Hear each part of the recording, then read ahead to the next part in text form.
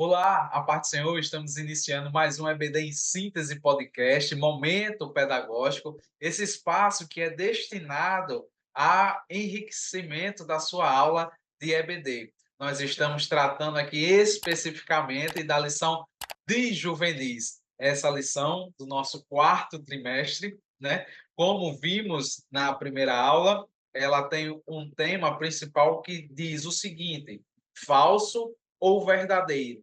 Como combater as ideologias do nosso tempo. Esse é o tema, é o cerne da nossa lição. Aproveito para dizer a você que ainda não se inscreveu, se inscreva em nosso canal, curta, compartilhe, que a cada vídeo eu acredito que vai ser bênção de Deus, tanto para as nossas vidas como para a sua vida. Eu estou aqui mais uma vez com o nosso irmão Lucas Vitor. Parte do Senhor, irmão Lucas Vitor. A paz do Senhor, irmão Paulo, a paz do Senhor a todos. É uma bênção estar aqui novamente.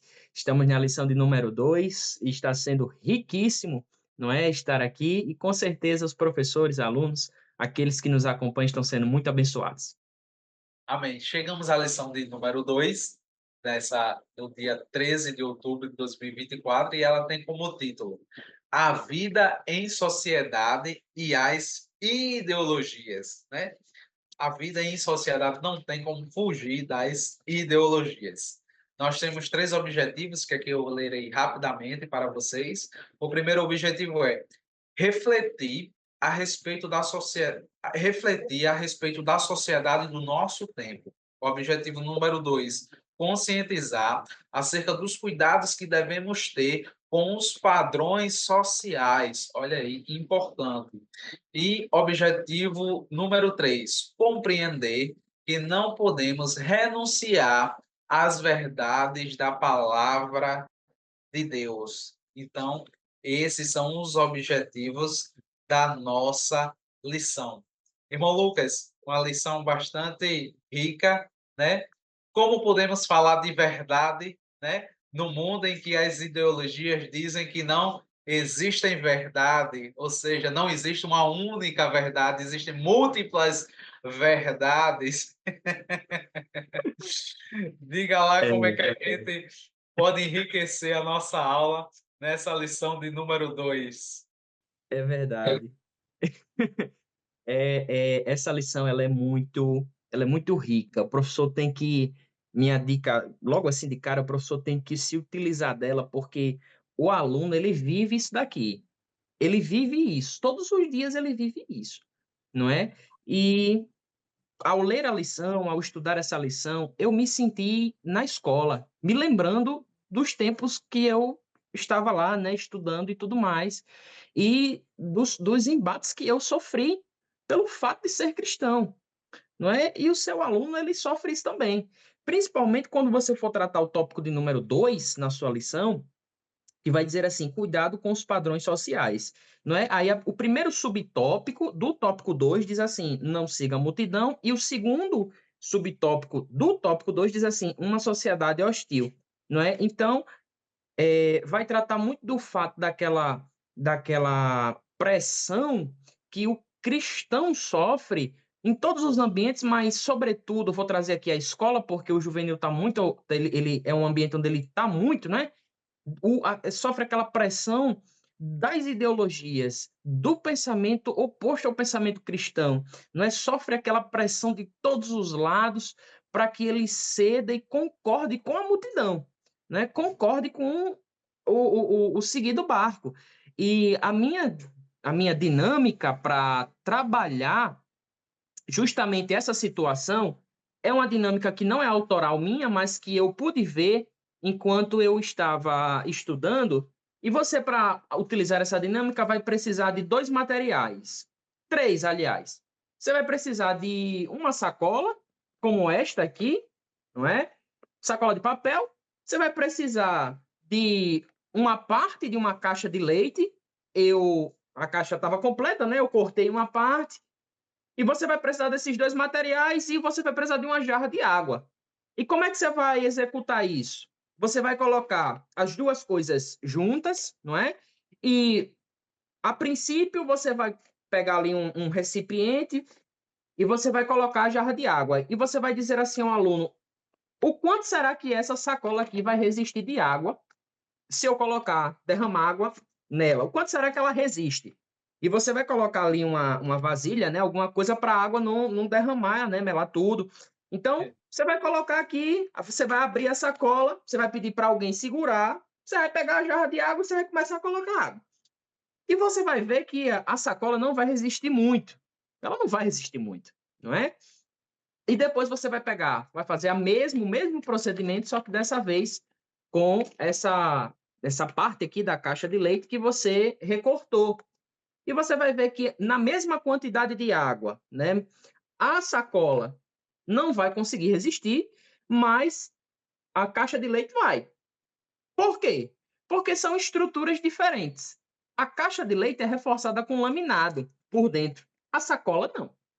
Então, o que é que você vai tirar dessa ilustração? O que é que você vai tirar como aprendizado? Você vai dizer que os alunos, não é como vocês também, a gente sofre pressão todo dia das ideologias. Sofre pressões dizendo que o certo é errado e que o errado é certo, que existem múltiplas verdades, e nós somos pressionados todo santo dia a ceder, a ceder. Igual essa sacola, que quando você coloca muita água, ela cede por debaixo. Então, nós somos pressionados a isso, a ceder, a seguir o fluxo, não é? A concordar com a opinião geral de que não existe verdade, de que eu posso fazer, por exemplo, tudo com o meu corpo, não é? De que eu posso seguir o que eu quiser fazer, de que não, Deus não criou tudo que existe, né? E por aí vai. Então, nós somos pressionados muito a ceder, mas nós precisamos ser como a caixa de leite, não como a sacola. E a caixa de leite só resiste porque ela é reforçada. E como é que o crente ele é reforçado? Ele é reforçado com a palavra de Deus. Ele é reforçado com os ensinamentos das Escrituras. É assim que nós não cedemos. É assim que a gente não segue a multidão, é assim que a gente resiste, é assim que a gente, apesar de que, às vezes, ali dentro da sala de aula do juvenil, às vezes pode existir um ou dois que é crente e todo mundo não ser crente. Então, às vezes, você defende uma posição sozinho, sozinho. Então, às vezes, você vai ver que está todo mundo lá dentro da sala de aula dele dizendo uma coisa que vai contra a palavra de Deus, e só tem ele defendendo que não é assim, dessa forma. Mas ele sente a pressão, ele sente a dificuldade, como todo jovem sente. É uma realidade nítida. Então, para que ele possa resistir, para que ele possa aguentar, para que ele possa dizer não a essa pressão social que muitas vezes é enfrentada, ele precisa estar revestido, e revestido com a palavra de Deus, fortificado com a apologética que nós vimos na aula passada, né? Nós vimos o que era apologética cristã, fortificado com a apologética, fortificado com a palavra, com a oração, para que ele possa resistir a essas pressões que muitas vezes eles são submetidos. Então, o caminho que a minha recomendação para o professor tratar desse assunto em específico, é claro que a lição trata de outros temas, mas tratar desse assunto específico é isso, trabalhar essa situação específica que muitos juvenis eles sentem, eles passam por isso, e mostrar o caminho, né, através dessa dinâmica, o caminho que deve ser percorrido para que ele possa aí sustentar e combater e ser vitorioso nos ambientes onde ele percorre. Amém, glória a Deus. Excelente dica. E eu acredito que é bem enriquecedora. Vocês podem dar, eles falam muito da escola, mas é um ambiente onde eles É. estão inseridos. A nossa faixa etária é de 15 a 17 anos. Então, eles estão ali no ensino médio e recebendo ali ideologias, né? Visões diferentes do mundo que não se coadunam com a que ele tem na igreja ou em casa, e às vezes geram um conflito ali dentro, né, da mente dele, como o irmão Lucas falou que passou, eu também passei, isso é normal da vida dos juvenis, mas o que é que ele tem que fazer? Estar fortalecido com a apologética cristã, que é a defesa da fé. Eu também trago uma dica para vocês, e seria uma dinâmica no concernente o seguinte: é, seria interessante você escolher um aluno da sua turma, né? E com esse aluno você vai fazer o seguinte: você vai, se você tiver disponibilidade, você leva fones, né? Coloca uns fonezinhos no ouvido dele, certo? Pode até colocar um hino para ele ficar escutando. E antes de você colocar o fone, me desculpe, você diz a ele que tem um prêmio dentro da sala e ele vai ter que achar esse prêmio que está dentro da sala. E o prêmio você pode levar uma barra de chocolate, uma caixa de chocolate, seja o que for, né? Vai da sua disponibilidade. E você esconde lá dentro da sala. Então você chama ele, diz que tem esse prêmio, né? Mas que para isso você vai dizer que você vai dar as orientações e ele vai ter que seguir essas orientações, né? Mas você coloca os fones no ouvido, eu comecei pelos fones, mas você coloca os fones no ouvido do seu aluno, toca ali uma música, não precisa ser alta, mas uma músicazinha baixinha no ouvido dele, pede para a turma em volta fazer barulho, né, ficar conversando, e você vai dando dica a ele de onde está esse prêmio, né? E você vai perceber que ele vai ter o quê? Dificuldade de encontrar esse prêmio, né, que está escondido, né?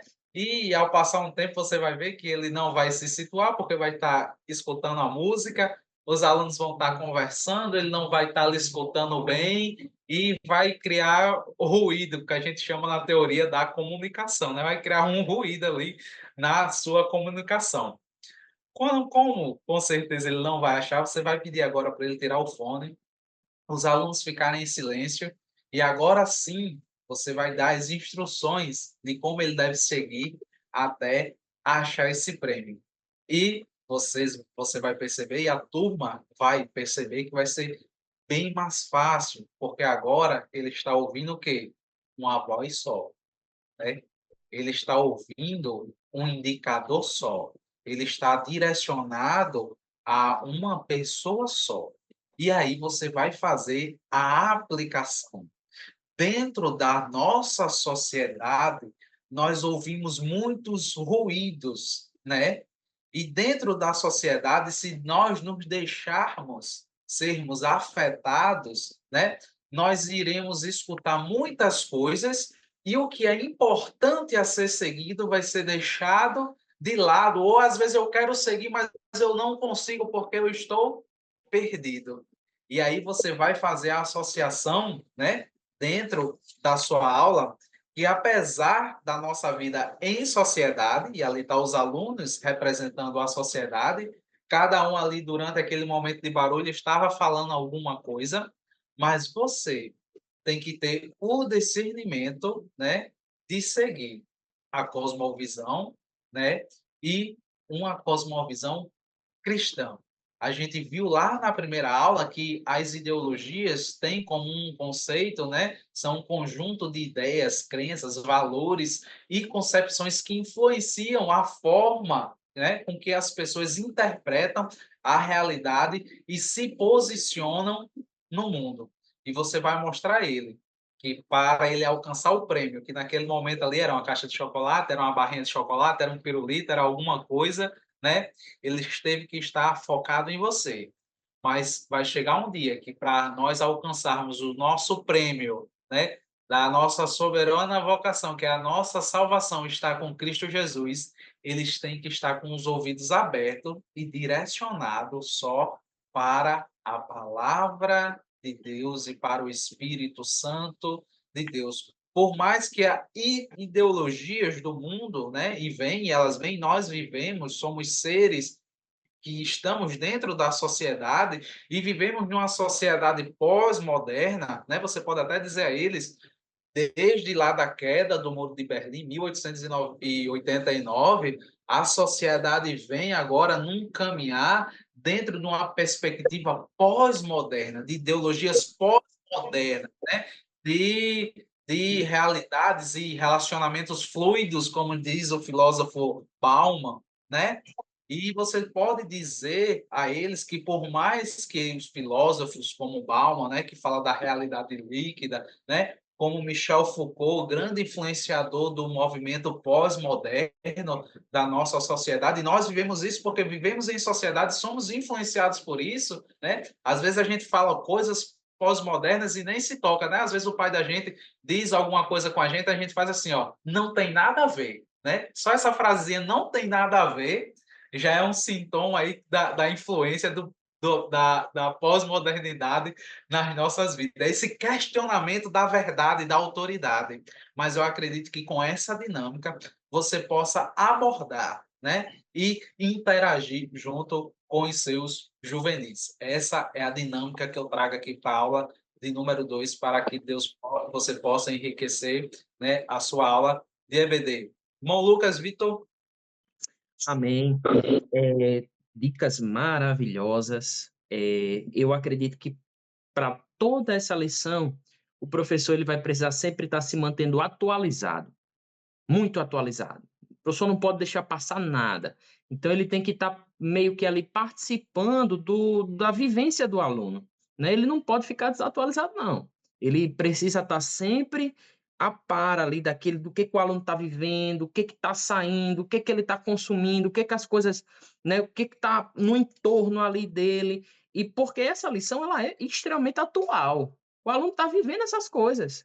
Todo dia em casa, como o Paulo disse, que às vezes esse comentário aí, né, não tem nada a ver, né, em casa, na rua, na escola. Então, assim, ele está sempre vivendo nesse mundo pós-moderno de muita coisa e o aluno, ele passa por essas coisas.